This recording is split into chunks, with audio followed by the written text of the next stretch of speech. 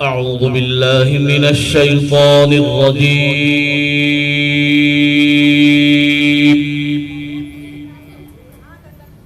بسم الله الرحمن الرحيم.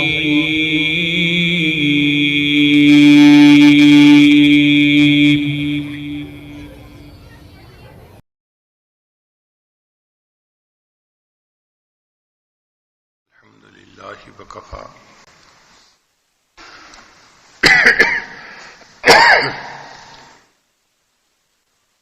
سلام على عباده الذين اصطفى أما بعد أعوذ بالله من الشيطان الرجيم بسم الله الرحمن الرحيم يا أيها الذين آمنوا اذكروا الله ذكرا كثيرا سبحان ربك رب العزة عما يصفون وسلام على المرسلين والحمد لله رب العالمين اللهم صل على سيدنا محمد وعلى آل سيدنا محمد وبارك وسلم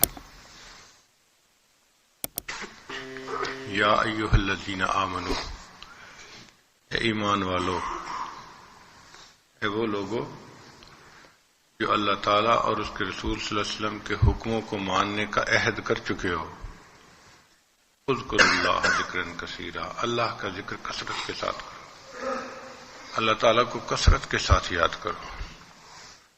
اللہ تعالیٰ کو کثرت کے ساتھ یاد کرنے کے بہت فوائد ہیں۔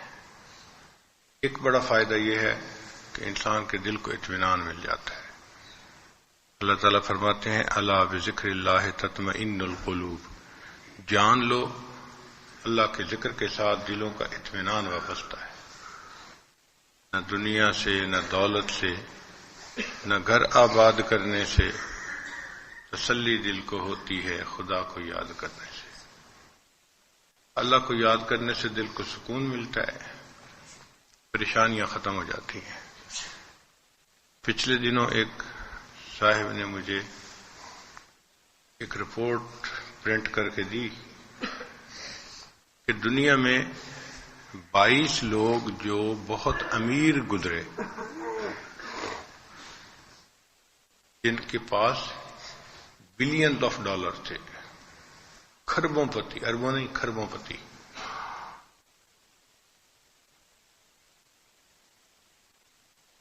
ان میں ایک ایسا بندہ بھی تھا جو گاڑیاں بناتا تھا، کاریں بناتا تھا، فورڈ ویگن۔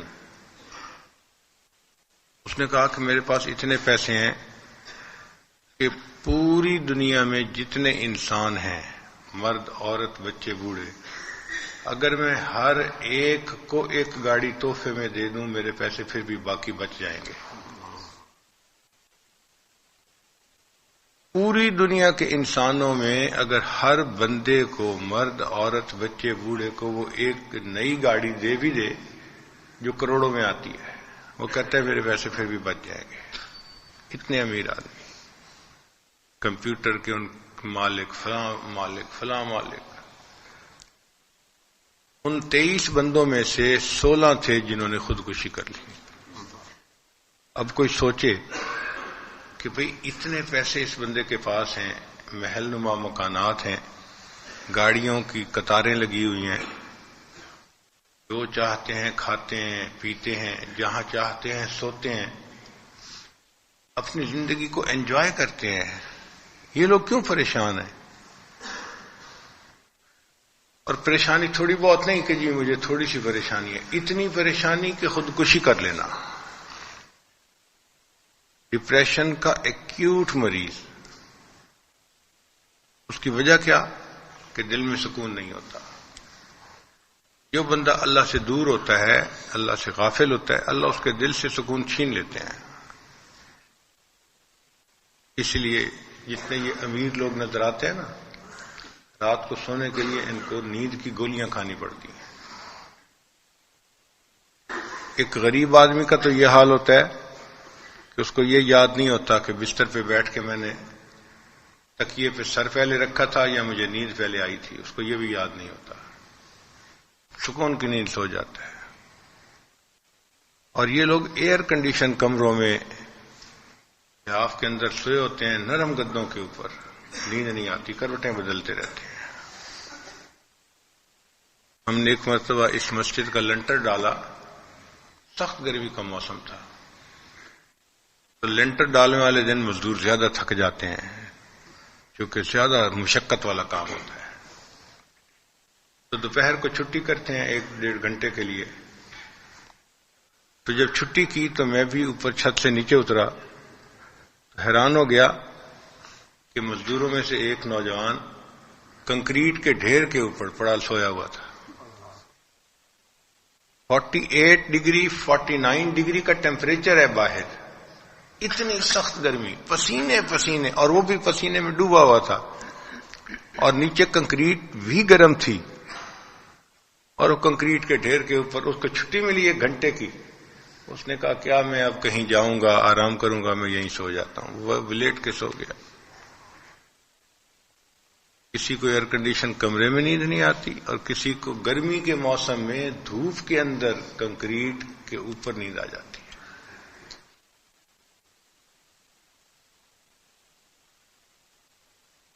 تو ذکر کے فوائد میں سے ایک فائدہ تو یہ ہے کہ اللہ تعالیٰ دل کو سکون دے دیتے ہیں، اور ایک فائدہ یہ ہے کہ انسان کی قوت ارادی بڑھ جاتی ہے۔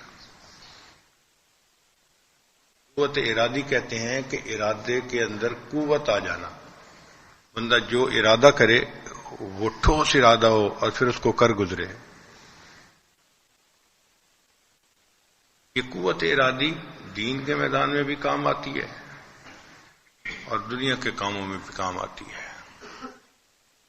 دنیا میں جتنے لوگ گزرے جنہوں نے کوئی بڑا کام کیا، دین کا کام یا دنیا کا کام، یہ سب وہی لوگ تھے جن کی قوت ارادی بڑی ٹھوس تھی، بڑی پکی تھی۔ جن لوگوں کی قوت ارادی کمزور ہوتی ہے، نہ وہ دین میں آگے بڑھ پاتے ہیں نہ دنیا میں آگے بڑھ پاتے ہیں۔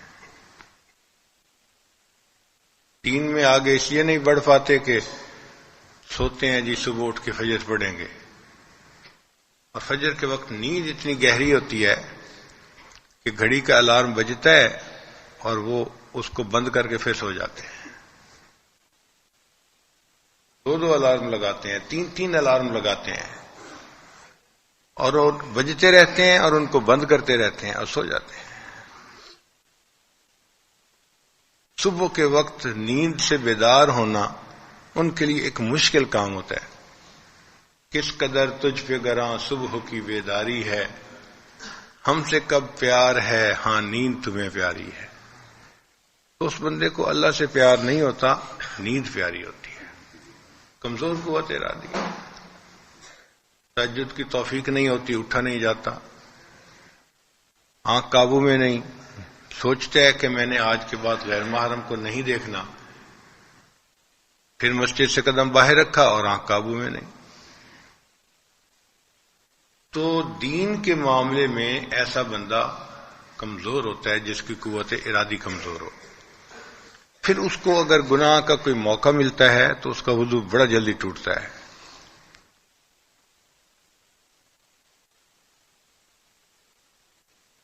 شیطان کان میں پھونک مار دیتا ہے اور وہ گناہ کر لیتا ہے۔ گناہ کا خیال آیا تو وہ اپنی اس گناہ کی جو ارج ہے، ٹیمپٹیشن ہے، اس کو روک نہیں پاتا، گناہ کا ارتکاب کر لیتا ہے۔ تو نیکی کرنے میں سستی ہوتی ہے اور گناہ کرنے میں وہ بے قابو ہوتا ہے، اس لیے کہ قوت ارادی کمزور ہوتی ہے۔ جس کی قوت ارادی قوی ہوتی ہے وہ ارادہ کرتا ہے کہ آج کے بعد میں نے محنت کرنی ہے، تو وہ طالب علم پڑھتا بھی اچھا ہے، وہ طالب علم یاد بھی سبق کر لیتا ہے، وہ اپنا وقت مسجد میں زیادہ گزارتا ہے، وہ ممتاز درجے میں پاس ہوتا ہے، اپنے استادوں کی دعائیں لینے والا بن جاتا ہے۔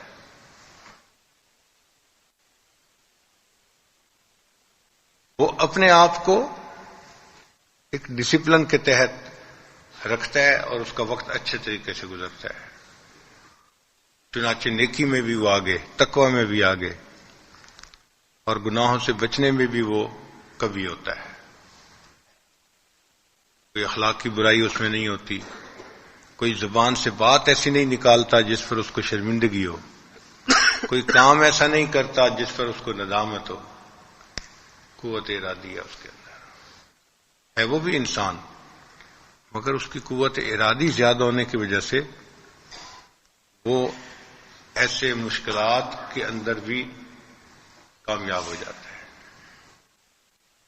اس کی مثال یوں سمجھیں کہ عام جو کاریں گاڑیاں ہوتی ہیں نا، یہ سیدھی سڑکوں کے اوپر تو چلنے کے لیے کافی ہوتی ہیں، لیکن اگر اتار چڑھائی والا راستہ ہو یا صحرائی راستہ ہو تو اس پہ یہ نہیں چل پاتی.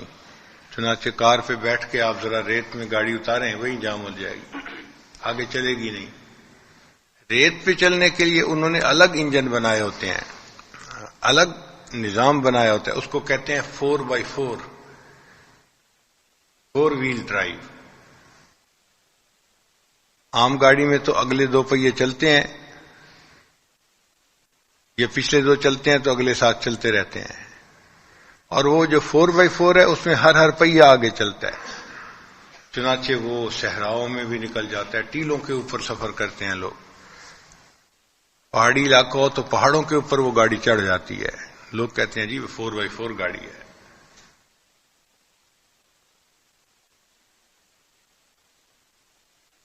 تو جس کی قوت ارادی قوی ہوتی ہے وہ ایسے ہے جیسے دنیا کے صحرا میں ایک 4x4 بندہ ہوتا ہے. وہ ہر مشکل میں سے راستہ نکال لیتا ہے اور ہر کام کو آسانی سے کر لیتا ہے. انگریزی میں کہتے ہیں where there is a will there is a way. جہاں انسان کا ارادہ ہوتا ہے پھر اس کے لیے راستہ بھی بن جاتا ہے. کیونکہ قوت ارادی ہوتی ہے نا، انسان ہمت لگا کے اس کام کو کر گزرتا ہے. اس کائنات میں سب سے زیادہ قوت ارادی رکھنے والے ہمارے آقا اور سردار حضرت محمد مصطفیٰ احمد مجتبیٰ صلی اللہ علیہ وسلم. اللہ کے پیارے حبیب صلی اللہ علیہ وسلم نے جب نبوت کا اعلان فرمایا تو پرایوں نے تو کیا دشمنی کرنی تھی، اپنے دشمن بن گئے. چچا جو باپ کی مانند ہوتا ہے، جو باپ کا درجہ رکھتا ہے، وہ مخالف، اور چھوٹے موٹے مخالف نہیں، جان کے دشمن. چنانچہ نبی علیہ الصلوۃ والسلام کو جان سے مارنے کا پلان ابو جہل چچا نے بنایا. ابو لہب چچا تھا، رشتہ داریاں تھیں. ولید فلید یہ بھی قریبی قریش کے سرداروں میں سے تھا. اپنے جو تھے انہوں نے ستایا. دیکھا جو تیر کھا کے کمی گاہ کی طرف، اپنے ہی دوستوں سے ملاقات ہو گئی. اپنے ہی تھے جنہوں نے نبی علیہ السلام کو ایذا پہنچائی، اور جب اپنے ایذا پہنچاتے ہیں تو دکھ زیادہ ہوتا ہے، تکلیف زیادہ ہوتی ہے. اس لیے اللہ تعالیٰ اپنے پیارے حبیب صلی اللہ علیہ وسلم کو تسلیاں دیتے تھے. فاصبر وما صبرک الا باللہ ولربک فاصبر. اے میرے محبوب صلی اللہ علیہ وسلم، اللہ کے لیے صبر کیجئے. فاصبر فانک باعیننا، صبر کیجئے، آپ ہماری آنکھوں کے سامنے ہیں، میرے محبوب ہم آپ کو دیکھ رہے ہیں. ایسے تسلیاں دی جاتی تھی.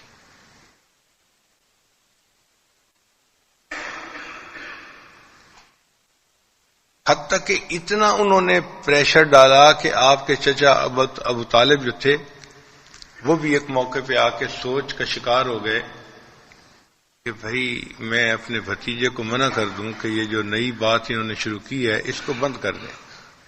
چنانچہ انہوں نے نبی علیہ السلام کو بلایا. اب ان کی کفالت میں تھے نبی علیہ السلام، وہ والد کا درجہ رتبہ رکھتے تھے. انہوں نے کہا کہ بھتیجے میرے اوپر اتنا بوجھ نہ ڈالو کہ میں نہ اٹھا سکوں.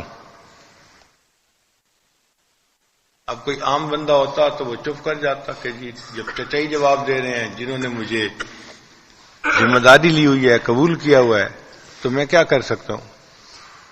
نبی علیہ السلام نے چچا کی بات سن کے کہا کہ چچا اگر وہ میرے ایک ہاتھ کے اوپر چاند اور دوسرے ہاتھ کے اوپر سورج بھی رکھ دیں تو بھی جو پیغام میں لے کے آیا ہوں اس کو پہنچانے سے میں پیچھے نہیں ہٹوں گا.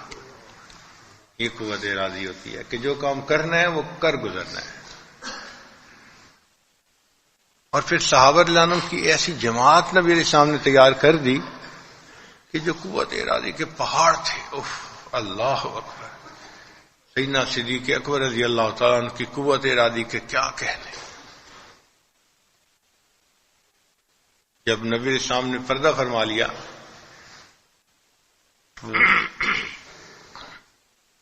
دو مسئلے بن گئے تھے. ایک مسئلہ بن گیا تھا کہ ایک لشکر نبی علیہ السلام نے ترتیب دیا تھا حضرت اسامہ رضی اللہ عنہ کا، اور اس میں اسامہ رضی اللہ عنہ کو امیر بنایا تھا. ان کی عمر ذرا چھوٹی تھی، نوجوان تھے، اور فوج کے اندر جو شریک لوگ تھے وہ بڑے پرانے بوڑھے تجربہ کار صحابی تھے. تو عام نظر یہ سوچتی ہے کہ بھئی کسی بڑے سمجھدار بندے کو، میچور بندے کو سردار ہونا چاہیے، امیر ہونا چاہیے. اور اللہ کے حبیب صلی اللہ علیہ وسلم چونکہ حکیم تھے تو ان کی نظر نے پہچان لیا تھا، انہوں نے اسامہ رضی اللہ عنہ کو امیر بنا دیا. ابھی وہ لشکر مدینہ طیبہ سے تھوڑی دور آگے گیا تھا کہ ان کو پیچھے سے اطلاع مل گئی کہ نبی علیہ الصلوۃ والسلام بیمار ہیں، طبیعت ٹھیک نہیں ہے، آپ زیادہ تیزی سے سفر مت کریں. چنانچہ اسامہ رضی اللہ عنہ نے ذرا سفر آہستہ کر دیا، اور 2-4 دن کے بعد اللہ کے حبیب صلی اللہ علیہ وسلم نے پردہ فرما لیا. تو اسامہ رضی اللہ عنہ پھر لشکر کو لے کے واپس مدینہ آ گئے. اب جب تدفین سے فارغ ہو گئے، مسلمانوں کے اوپر عجیب دکھ کا حال تھا. تو بہت سارے صحابہ کی یہ رائے تھی کہ اب اس لشکر کو باہر دشمنوں سے لڑنے کے لیے نہیں بھیجنا چاہیے، مرکز میں رہ کے مرکز کی حفاظت کرنی چاہیے. ایسا نہ ہو کہ ہم لشکر بھیج دیں اور دشمن دیکھے کہ بھائی ان کا تو مرکز خالی ہو گیا، نوجوان مدینے میں نظر ہی نہیں آتے، بوڑھے رہ گئے ہیں، باقی عورتیں رہ گئے ہیں، اور وہ کسی دوسرے راستے سے مرکز کے اوپر حملہ کر دیں تو کیا بنے گا. ایک بڑا جائز پوائنٹ تھا جو ان کے ذہن میں آ رہا تھا.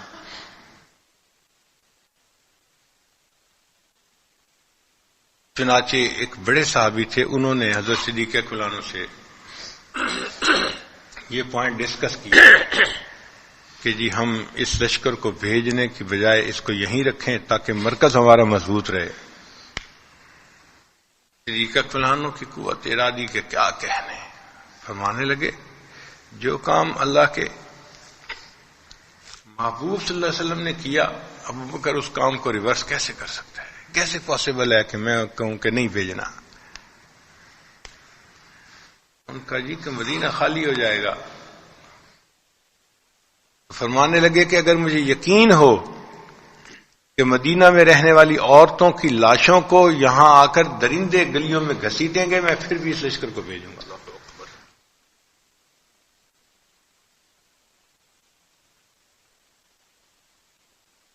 اور دوسرا مسئلہ یہ بنا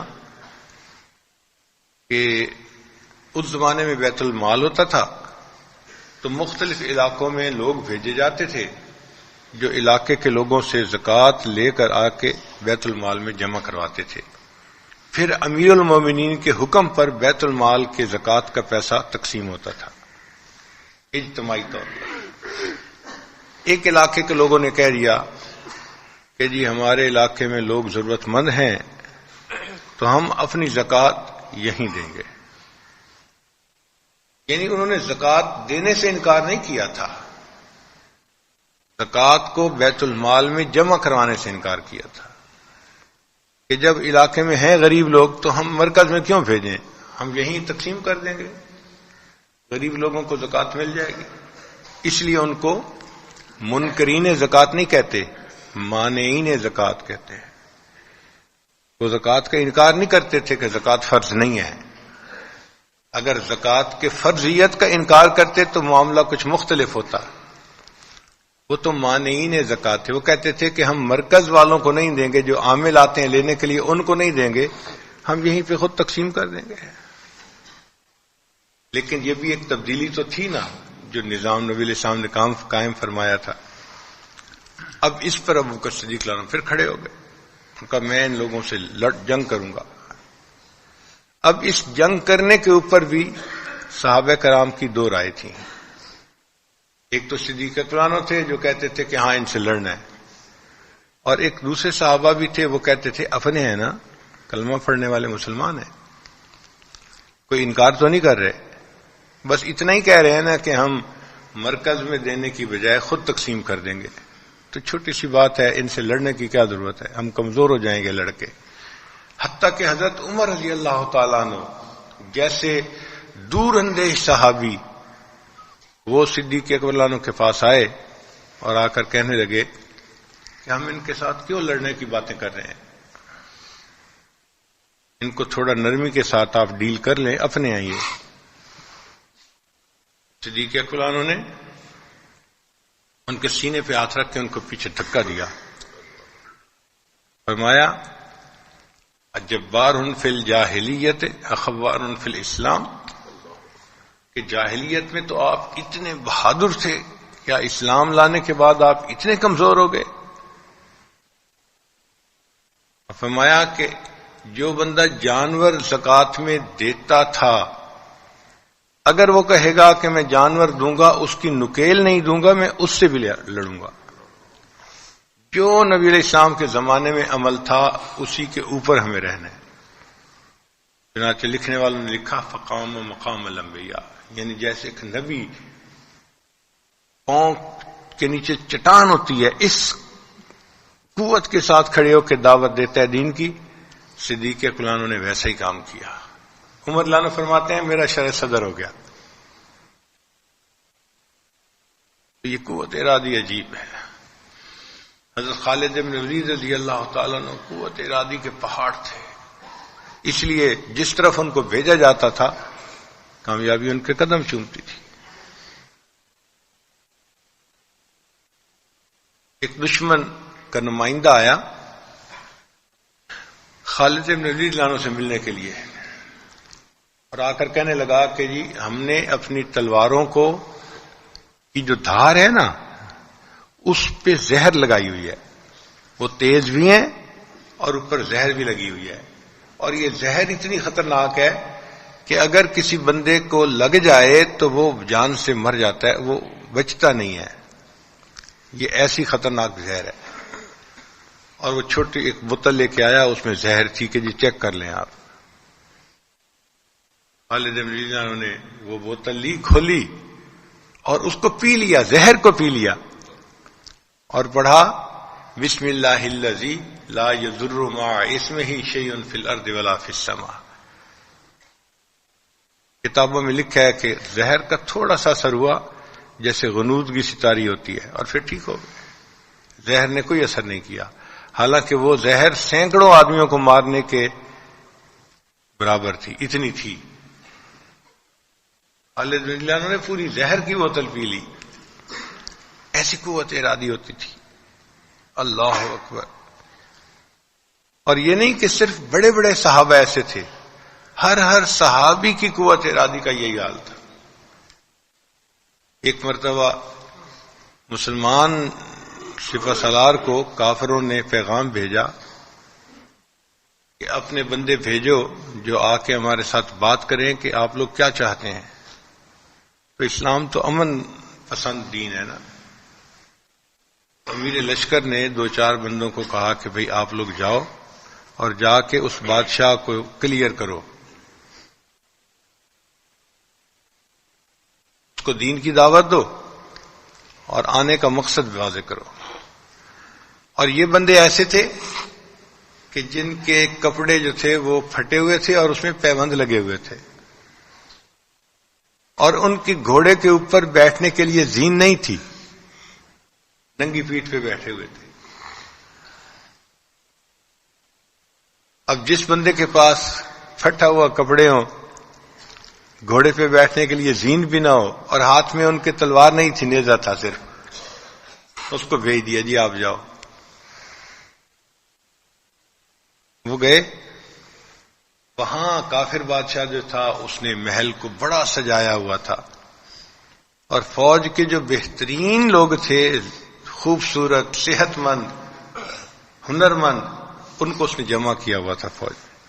اس کا خیال یہ تھا کہ ہم ان مسلمانوں کو بلائیں گے، یہ ہمارے فوجیوں کو دیکھیں گے، ان کی مہارت کو دیکھیں گے تو یہ ڈر جائیں گے، متاثر ہو جائیں گے، ان کے حوصلے کم ہو جائیں گے۔ اب یہ صحابی جب داخل ہوئے تو دروازے پہ جو دربان تھا اس نے آواز لگائی۔ پہلے زمانے میں بادشاہوں کے دروازے پہ بندہ ہوتا تھا، جب کوئی آنے جانے لگتا تھا نا تو وہ آواز لگا کے اطلاع دیتے تھے۔ تو اس نے آواز لگائی، با ادب، با ملاحظہ، ہوشیار، بڑی اونچی آواز سے۔ یہ صحابی اس کو دیکھ کے مسکرا پڑے بس، اور چلتے رہے، رکے نہیں۔ ان کا خیال تھا کہ یہ اچانک جب اونچی آواز سنیں گے تو ڈر جائیں گے۔ ان پہ کیا اثر ہونا تھا، وہ مسکرا پڑے، چل پڑے۔ اور جب آگے گئے تو انہوں نے بادشاہ کے پاؤں کو ہاتھ لگانے کی بجائے جو تخت کے اوپر کرسیاں خالی پڑی تھی نا، سیدھا جا کے ان کے اوپر بیٹھ گئے۔ اب بادشاہ پریشان کہ میں نے تو بلایا تھا کہ یہ ہمارے شاہانہ شان و شوکت کو دیکھیں گے اور نوجوانوں کو دیکھیں گے تو یہ متاثر ہوں گے، اور یہ کیسے دیہاتی قسم کے لوگ ہیں کہ کوئی کسی چیز کی پرواہ نہیں، نہ کوئی سلیقہ ہے نہ کوئی طریقہ ہے، اور سیدھا آئے ہیں اور آ کے خالی کرسی کے اوپر آ کے بیٹھ گئے ہیں۔ تو بادشاہ نے ان سے کہا کہ آپ لوگوں کو بادشاہوں کے دربار میں آنے کا طریقہ کسی نے نہیں سکھایا؟ وہ صحابی کہنے لگے کہ ہمیں اللہ کے رسول صلی اللہ علیہ وسلم نے بادشاہوں کے دربار میں جانے کا یہی طریقہ سکھایا ہے۔ ہم نہیں جھک کے سلام کرتے کسی کو، نہ کسی کے قدموں کو ہاتھ لگاتے ہیں، ہم تو اسی طرح آتے ہیں، اور ایک ایمانی غیرت ہے، خودداری ہے، اس کے ساتھ آ کے ہم بیٹھ۔ اس نے کہا کہ آپ لوگ کیوں آئے ہیں؟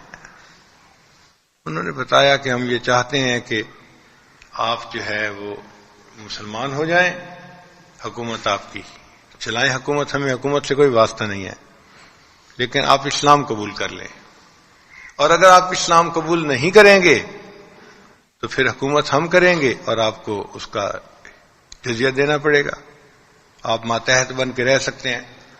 اس نے کہا ملک میرا ہے، میں کیوں ماتحت بن کے رہوں گا، میں نہیں کرتا ایسے۔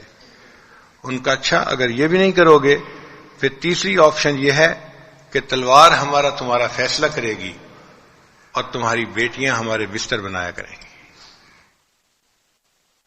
یعنی اس بندے کو تو پتا تھا نا کہ میں جہاں بیٹھا ہوں میں فوجیوں کے اندر گھرا ہوا ہوں، اگر میں کوئی لفظ بولوں گا تو یہ لوگ کم از کم مجھے زندہ نہیں چھوڑیں گے، مگر وہ لوگ موت سے ڈرنے والے نہیں تھے، وہ نڈر تھے، بہادر تھے، ان کی قوت ارادی بڑی مضبوط ہوتی تھی۔ انہوں نے اس بادشاہ کو یہ بات کہی کہ پھر تلوار ہمارا تمہارا فیصلہ کرے گی اور ہم حکومت بھی کریں گے یہاں پہ، اور تمہاری بیٹیاں ہمارے بستر بھی بنایا کریں گی۔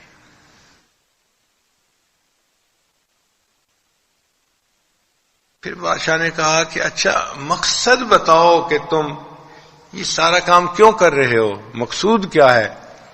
ان کا لنخرج العباد من عبادت العباد الى عبادت رب العباد، کہ یہ جو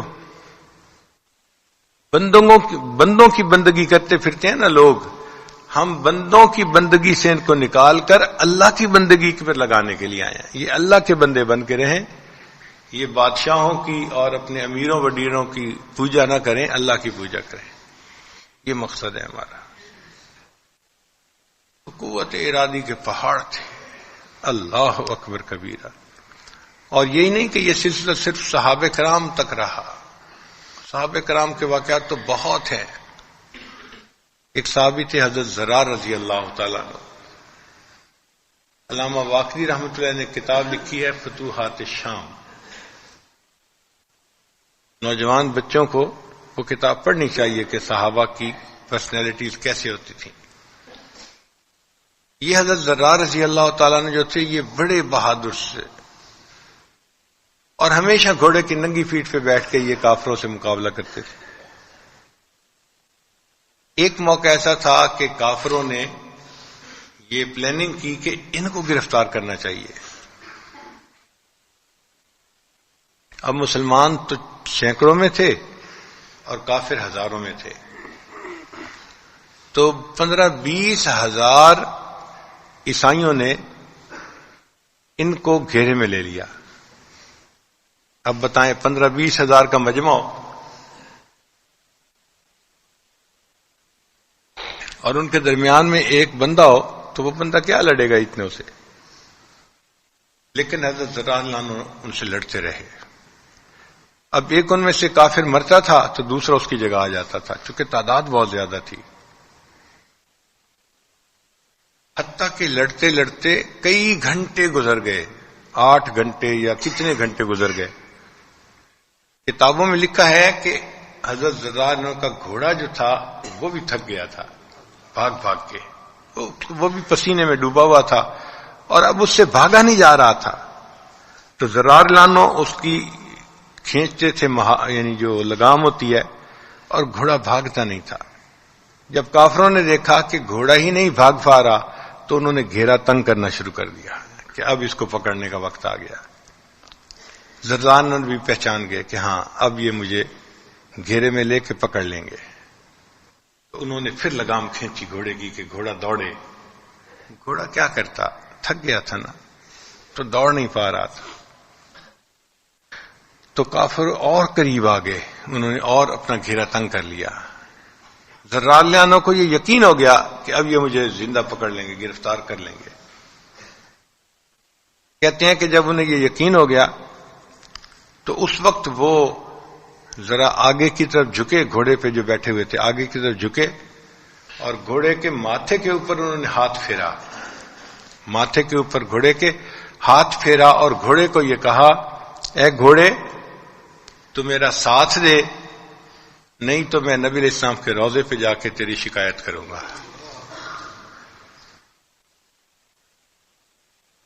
اے گھوڑے تو میرا ساتھ دے، نہیں تو نبی علیہ السلام کے روضے پہ جا کے میں تیری شکایت کروں گا. یہ الفاظ سن کے وہ گھوڑا ہنہنایا. کتابوں میں لکھا ہے کہ اس کے اندر جیسے ایک قوت سما جاتی ہے نا، ایسے آ گئی اور گھوڑے نے دوڑنا شروع کیا اور ذرار عنہ پھر دشمنوں کے حصار کو توڑ کے باہر آ گئے.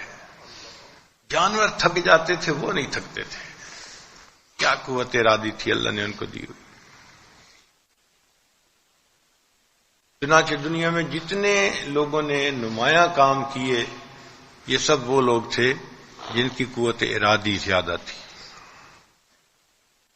چاہے مسلمانوں میں سے کسی نے کیے یا کافروں میں سے کسی نے بڑا کام کیا، مار کا مارا، سب وہی تھے جن کی قوت ارادی بہت مضبوط تھی. مسلمانوں نے جو اندرس کو فتح کیا تھا، تو جو نوجوان تھا اس کا نام تھا طارق ابن زیاد. مسلمانوں کے اور کافروں کے ملک کے درمیان سمندر تھا. کشتیوں سے وہ سمندر سے دوسری طرف گئے اور جب وہاں اتر گئے تو طارق ابن زیاد نے اپنی فوج کو حکم دیا کہ سب کشتیوں کو آگ لگا دو. بھئی اگر کشتیوں کو آگ لگا دیں گے اور واپس جانا پڑا تو کیسے جائیں گے؟ ان کا واپس جانا ہی کس لیے ہے؟ ہم فاتح بن کے یہاں رہیں گے. اور وہی ہوا کہ پھر اللہ تعالیٰ نے ان کی مدد کی اور ان کو فاتح بنا دیا اور اندلس کے اندر اسلام پھیل گیا. تو یہ جو ٹھوس قوت ارادی ہے یہ بڑی نعمت ہے.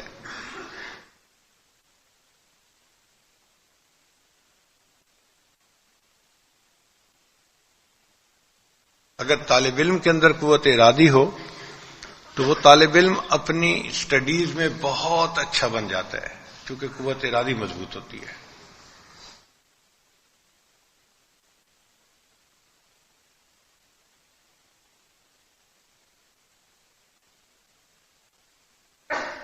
ہم لوگ خود اس وقت اسکول کالج میں پڑھتے تھے، اس زمانے کا واقعہ سناتا ہوں. ہمارے محلے میں ایک بچہ تھا، یعنی اسکول میں پڑھا اور اچھا کامیاب ہو گیا. اب اس کا دل چاہتا تھا کہ میں کالج میں پڑھوں، مگر والد اس کے غریب تھے اور یہ ماں باپ کا ایک ہی بیٹا تھا اور اولاد نہیں تھی.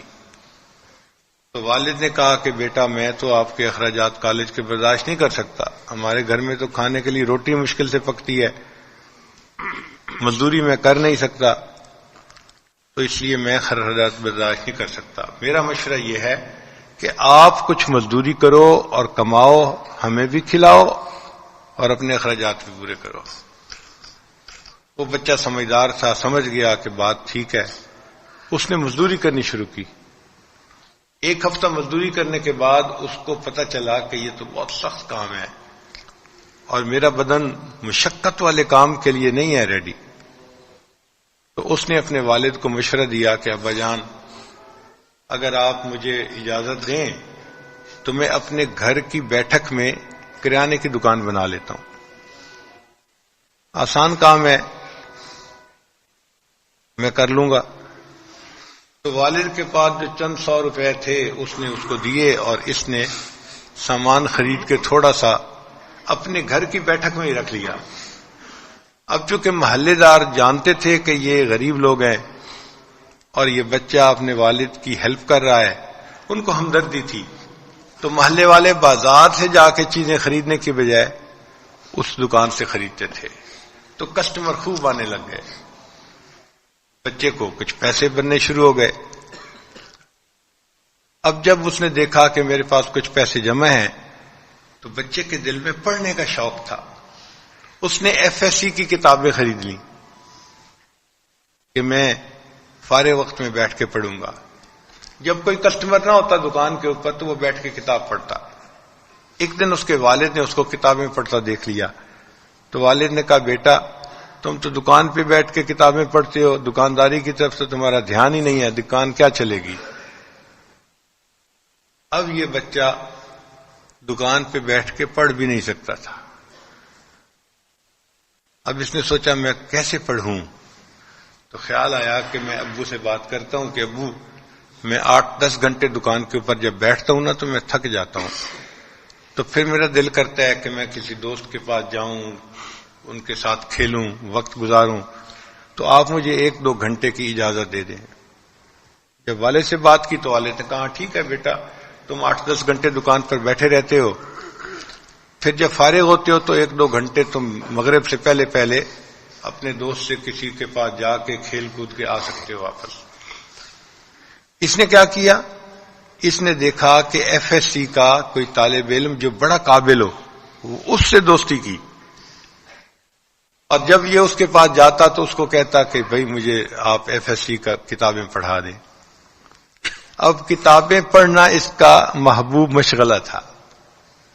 یہ سارا دن دکانداری کرتا اور 2 گھنٹے کے لیے ٹیوشن پڑھتا کسی طالب علم کے پاس جا کے، اور والد کو کہتا کہ میں کھیل کود کے آ گیا ہوں. والد بھی خوش، یہ بھی خوش. اس طرح اس بچے نے امتحان کی تیاری کر لی. جب امتحان کا وقت قریب آیا تو اب اس بچے کے لیے مسئلہ تھا کہ یہ داخلہ کیسے بھجوائے. تو میرے بھائی جان کو اس نے آ کے کہا کہ جی استاد جی آپ میرے اوپر مہربانی کریں اور کالج کے پرنسپل سے کہیں کہ وہ میرا FSC کا داخلہ کالج کی طرف سے بھجوا دے. کالج میں ایک قانون بنا ہوتا ہے کہ جس بندے نے اتنے پیریڈ نہیں پڑھے اس کا داخلہ نہیں بھیجا جاتا، اور یہ تو کالج گیا نہیں تھا، اس نے تو کالج کا منہ ہی نہیں دیکھا تھا، تو کیسے داخلہ بھیجا جاتا.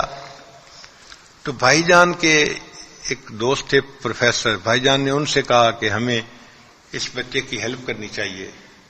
تو اس پروفیسر نے بات کی پرنسپل سے، اس نے کہا جی کہ ایک طالب علم ہے، کالج تو نہیں آیا، اس کے حالات نہیں تھے، اس نے تیاری کی ہے، آپ ایسا کریں اس بچے کا امتحان لے لیں، اگر امتحان لے کے آپ کا دل کہے کہ یہ بچہ بڑا قابل ہے تو آپ پھر اس کی حاضریوں کا چکر نہ ڈالیں، اس کا داخلہ بھیج دیں، اور اگر آپ کا دل مطمئن نہ ہو تو ٹھیک ہے داخلہ نہ بھیجیں. پرنسپل نے ایک پروفیسر کو بلایا اور کہا کہ بھئی اس بچے کا امتحان سخت لینا ذرا.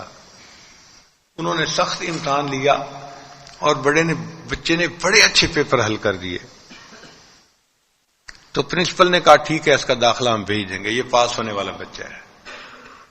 امتحان کے لیے داخلہ بھیج دیا. بچہ دکانداری کر رہا ہے. ڈیٹ شیٹ آ گئی کہ جی ہفتے سے پیپر شروع ہوں گے. اب پیپر میں تو روزانہ پیپر ہوتے ہیں اور 3 گھنٹے اس میں بیٹھ کے لکھنا ہوتا ہے.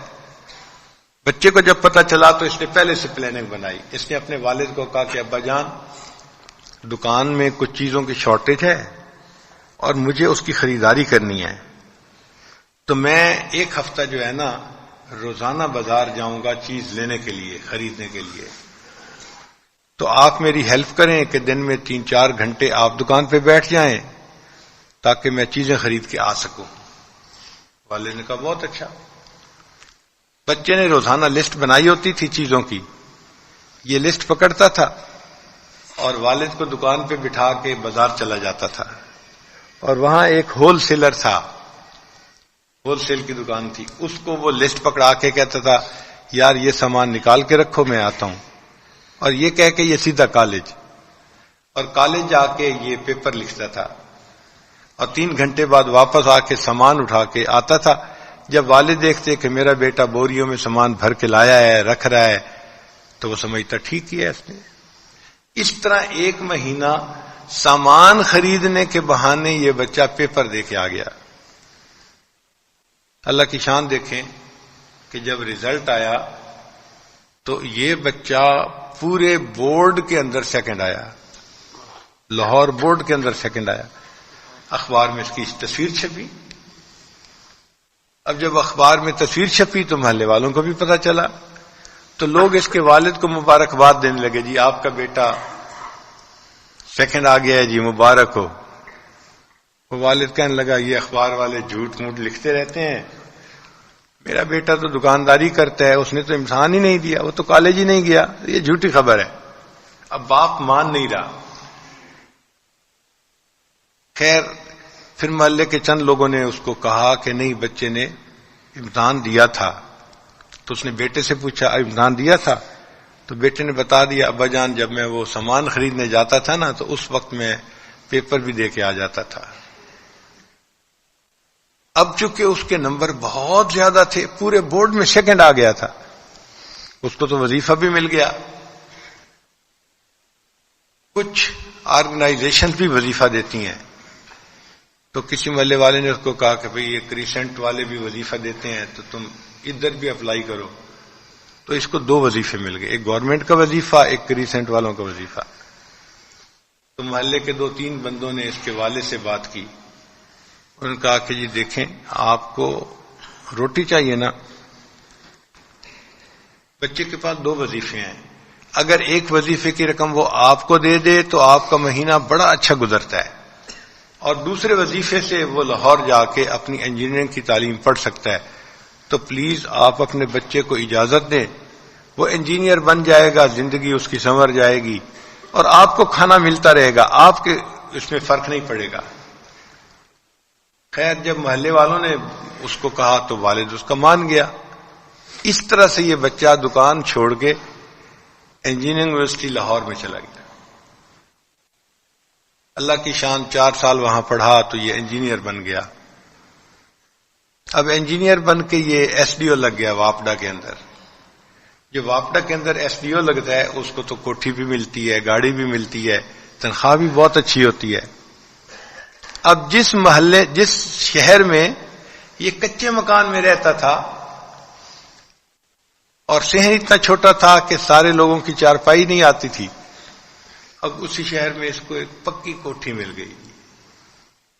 اور جو سائیکل نہیں چلاتا تھا، پیدل چلتا تھا، اس کو گاڑی مل گئی، کار مل گئی حکومت کی طرف سے، اور اس کا بڑا مقام جی ایس ڈی او صاحب ہیں. تو بچہ جو ہے اس نے اپنے والدین کو کہا کہ جی آپ میرے ساتھ جو گھر ملا ہے وہاں چل کے رہیں. تو ماں باپ پکی کوٹھی میں شفٹ ہو گئے. وہ اپنے والد کو اپنی گاڑی میں لے کے آیا جایا کرتا تھا.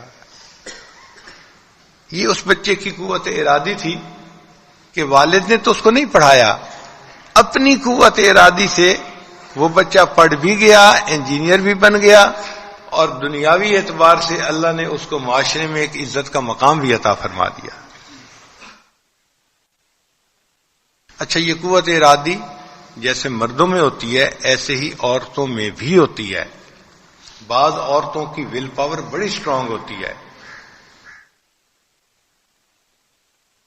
ہمارے ہی زمانے میں ہمارے ایک عربی لیکچرار تھے کالج میں، تو ان کی بیٹی تھی، اس نے میٹرک کا امتحان دیا تو اچھے نمبروں پہ پاس ہو گئی۔ اس زمانے میں ہمارے شہر میں جو خواتین کا کالج تھا اس میں آرٹس کی کلاسز تو تھیں بی اے تک کی، سائنس کی کلاسز نہیں تھیں، چونکہ سائنس پڑھی ہوئی پروفیسر نہیں ملتی تھیں، اور گرلز کالج میں مرد کو داخل نہیں ہونے دیتے تھے۔ اس زمانے میں خیر کا زمانہ تھا، عورتیں ملتی نہیں تھی تو انہوں نے سائنس کا شعبہ ہی نہیں رکھا ہوا تھا۔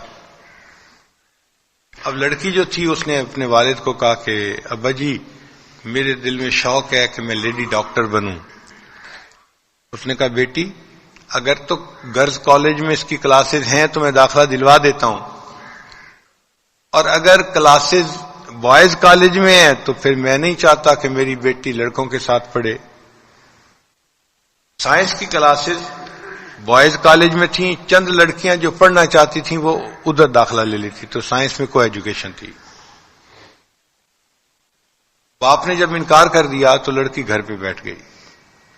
چند دن کے بعد لڑکی نے کہا کہ ابا جان میرے پاس ٹائم بہت ہوتا ہے، میں گھر کے کام سمیٹ لیتی ہوں، پھر وقت گزارنا میرے لیے مسئلہ بن جاتا ہے، تو اگر آپ مجھے ایف ایس سی کی کتابیں خرید کے دے دیں تو میں فارغ وقت میں بیٹھ کے وہی پڑھتی رہوں گی۔ تو پروفیسر صاحب نے اس کو ایف ایس سی کی کتابیں خرید کے دے دی۔ وہ بچی فارغ وقت میں بیٹھ کے کتابیں پڑھتی رہتی۔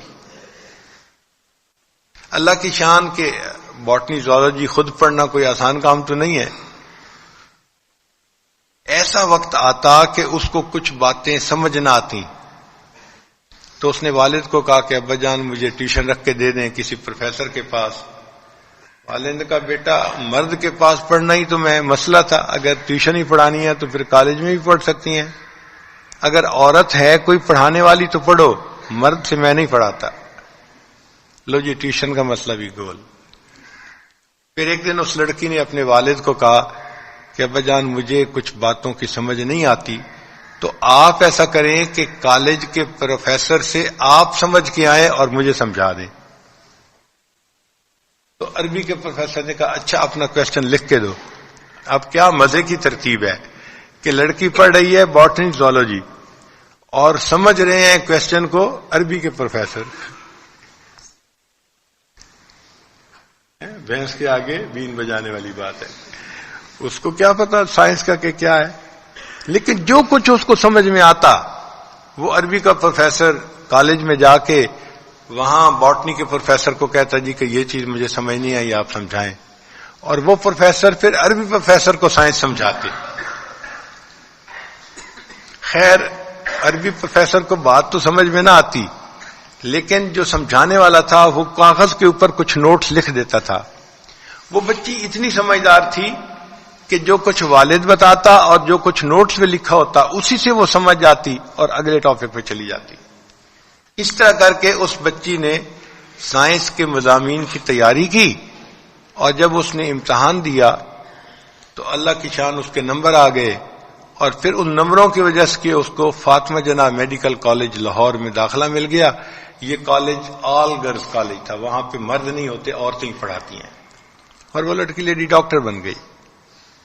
تو قوت ارادی ایک غریب بچے کے اندر تھی تو وہ کریانے کی دکان کرنے کے دوران انجینئر بن گیا، ایک لڑکی کے اندر تھی تو وہ لڑکی بغیر کالج گئے گھر بیٹھے ہوئے وہ لیڈی ڈاکٹر بن گئی، کالج میں پہنچ گئی اور وہاں جا کے لیڈی ڈاکٹر بن گئی۔ تو اس کو کہتے ہیں ویئر دیر از اے ول دیر از اے وے۔ جب قوت ارادی ہوتی ہے تو اللہ تعالیٰ راستے بھی کھول دیا کرتے ہیں۔ عزیز طلباء، آپ بھی اپنے اندر اس قوت ارادی کو پیدا کریں۔ یہ کیسے پیدا ہوتی ہے؟ ذرا سمجھ لیں، کئی مرتبہ کچھ لوگوں میں فطری طور پہ یہ قوت ارادی زیادہ ہوتی ہے، اللہ نے بنایا ہی ان کو ایسا ہوتا ہے، یعنی 4x4 ڈیزائن بنایا ہوتا ہے ان کا، تو ان کے اندر بورن جو ہے نا قوت ارادی مضبوط ہوتی ہے. اور یہ وہ لوگ ہوتے ہیں جو بڑے بنتے ہیں، چاہے وہ تعلیم کے میدان میں جائیں، چاہے وہ کاروبار میں جائیں، چاہے وہ فوج میں جائیں، حکومت میں جائیں، جہاں جاتے ہیں وہ کارہائے نمایاں سر انجام دیتے ہیں. تو فطری طور پہ بھی قوت ارادی مضبوط ہوتی ہے، پہلی بات. اور اگر فطری طور پہ مضبوط نہ ہو تو پھر دوسرا طریقہ یہ ہے کہ اللہ کا ذکر کثرت کے ساتھ کرو. اللہ کا ذکر کثرت کے ساتھ کرنے سے قوت ارادی بڑھ جاتی ہے، مضبوط ہو جاتی ہے، بندہ قوی ہو جاتا ہے. اور تیسرا طریقہ اس کا یہ ہے کہ جن لوگوں کی قوت ارادی مضبوط ہے ان کی صحبت اختیار کرو. جیسے ہے نا خربوزے کو دیکھ کے خربوزہ رنگ پکڑتا ہے، اللہ والوں کی صحبت میں بیٹھ کے ان کی صفات بندے کے اندر منعکس ہوتی ہیں اور یہ صفت قوت ارادی والی انسان کی بڑھ جاتی ہے. تینوں طریقوں سے قوت ارادی بڑھتی ہے. ہم بھی کوشش کریں اللہ والوں کی صحبت میں بیٹھ کے اس قوت ارادی کو بڑھائیں، اللہ کے ذکر سے اس قوت ارادی کو بڑھائیں، اور پھر اس قوت ارادی سے اللہ تعالیٰ کی فرما برداری والی زندگی کو اختیار کریں، عبادت والی زندگی کو اختیار کریں، مخلوق کو بھی راضی کریں اور اپنے رب کو بھی راضی کریں.